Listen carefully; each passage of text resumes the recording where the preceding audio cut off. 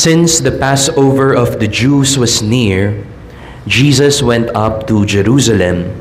He found in the temple area those who sold oxen, sheep, and doves, as well as the money changers seated there. He made a whip out of cords and drove them all out of the temple area with the sheep and the oxen, and spilled the coins of the money changers and overturned their tables. And to those who sold doves, he said, "Take these out of here and stop making my Father's house a marketplace." His disciples recall the words of Scripture, "Zeal for your house will consume me." At this, the Jews answered and said to him, "What sign can you show us for doing this?" Jesus answered and said to them, "Destroy this temple, and in 3 days I will raise it up." The Jews said, "This temple has been under construction for 46 years, and you will raise it up in 3 days?" But he was speaking about the temple of his body. Therefore, when he was raised from the dead, his disciples remembered that he had said this, and they came to believe the Scripture and the word Jesus had spoken. My dear sisters and brothers, the Gospel of the Lord. Praise to you, Lord Jesus Christ. Good morning po sa inyong lahat. Pakigreet naman natin yung mga katabi natin. Good morning. Despite the gloomy and stormy weather, I hope we are in the best of our dispositions to listen to the Word of God. Today, the feast of the dedication of the Lateran Basilica. Meron daw pong isang bata, a little boy, who asked his father after the Mass. Tinanong niya yung kanyang tatay. Sabi niya, "Dad, the priest said during the homily, God is everywhere." Nagtataka lang po ako, if God is everywhere, bakit pa po natin kailangan pumunta sa simbahan ng napakaaga? Si God naman pala, nasa kwarto ko. Doon na lang ako magdarasal. Ito po yung tanong ng bata sa kanyang daddy. And then the father smiled and said, "Well, my son, think of it like this. Pwede ka naman kumain kahit saan, hindi ba? Pwedeng sa kwarto ka kumain. Pwedeng sa sala ka kumain. Kahit sa banyo, pwede kang kumain. But when you are hungry, where do you go often? The kitchen." Just like the church, ang sabi ng tatay, you can pray everywhere, at home, at school, at work. But when you feel like praying, where do you go often? The church. Today we are celebrating a unique feast. Kakaiba po yung sineselebrate natin ngayon. It is the feast of the dedication of the Archbasilica of St. John Lateran. Di man ho natin siguro alam yon. Kakaiba siya dahil po kapag sinabi nating piyesta, sanay po tayong magpiesta sa mga santo. Ay, piyesta ni San Fernando, May 30. Piyesta ni San Isidro, May 15.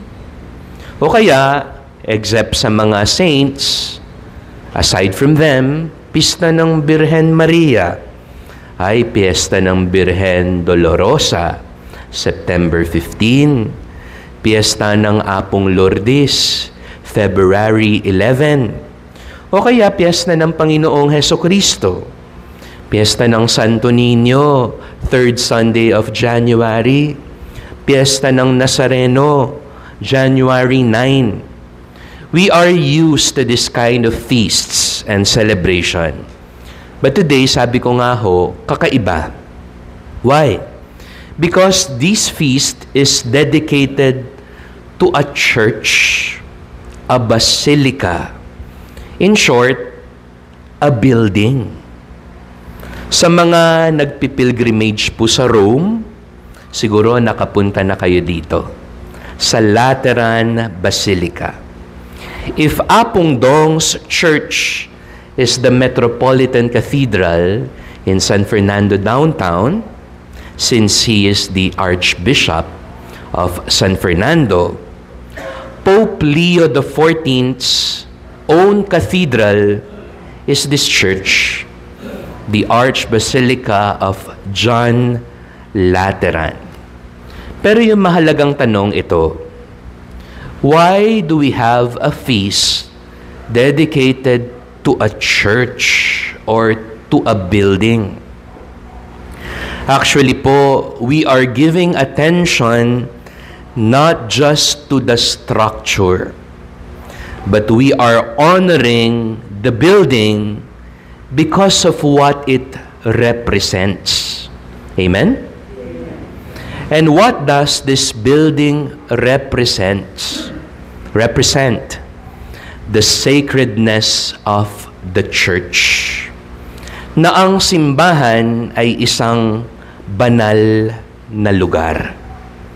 First point, a church is sacred because God dwells there. I repeat, a church is sacred because God dwells there. Remember, the church is not holy because of the architecture.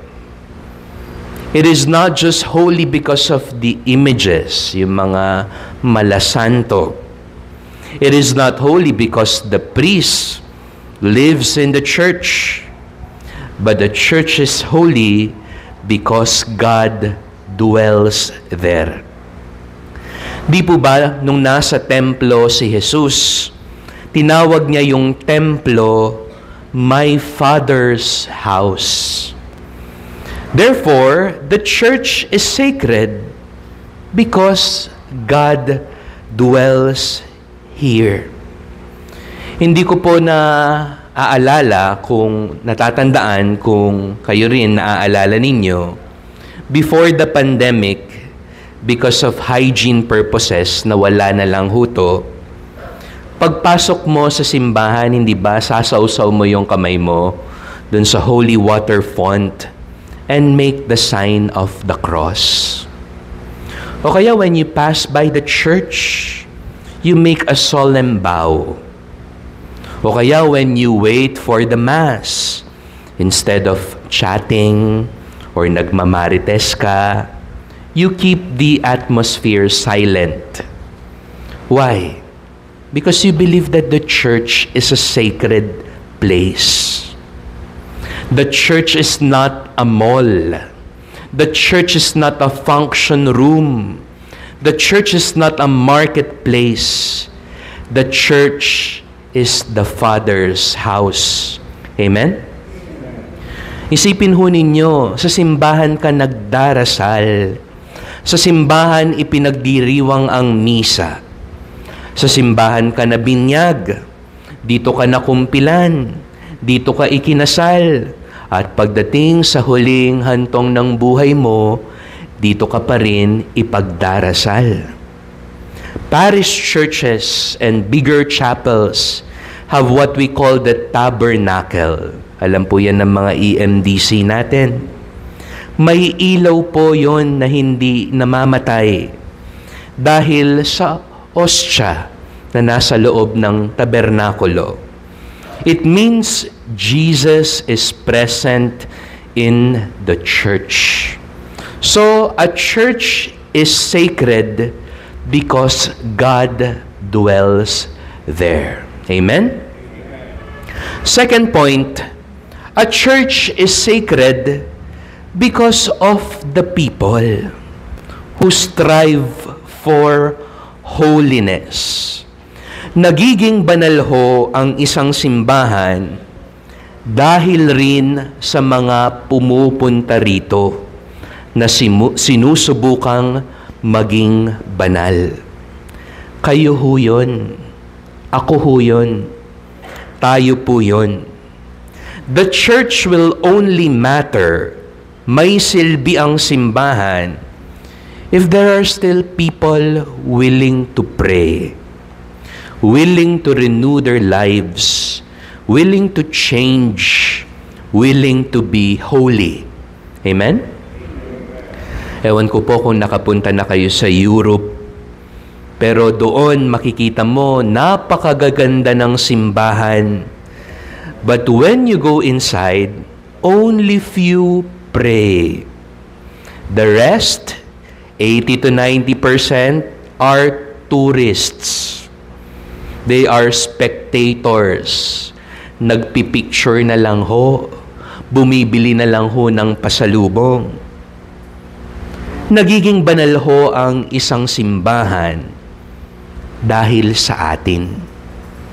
Hindi po tayo perpekto. We are not the holiest. We are sinners, in fact. But I hope we go to church to meet and to listen to God. Nasabi ko na ho sa inyo to minsan na may rason kung bakit malaki yung pintuan ng simbahan. Yung rason, para marami po ang makapasok. May rason kung bakit sa simbahan tinatawag mo yung katabi mong brother, sister. Yung rason ay magkakapatid ho tayo dito. Mga anak tayo ng Diyos.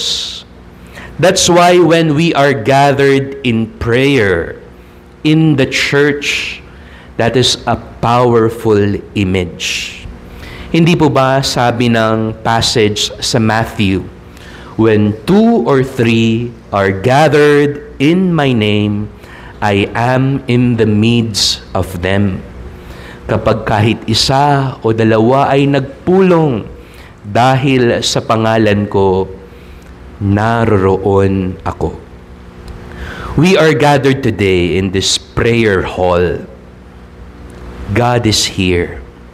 God is present. God is in the assembly. God is in your hearts.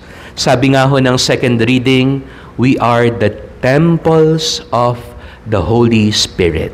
Amen? So let's end this reflection with a question. What makes the church sacred? Ano ang dahilan kaya banal ang simbahan? Pero gusto ko pong baguhin itong tanong. We ask rather, what makes us sacred? It's more of a challenge than a question. Paglabas po natin, pagkatapos ng misa, pagkatapos nyo pong pumunta sa simbahan, I hope and pray you don't leave the sacred behind. Take the sacred with you. Take God with you everywhere you go. Amen. Please all rise.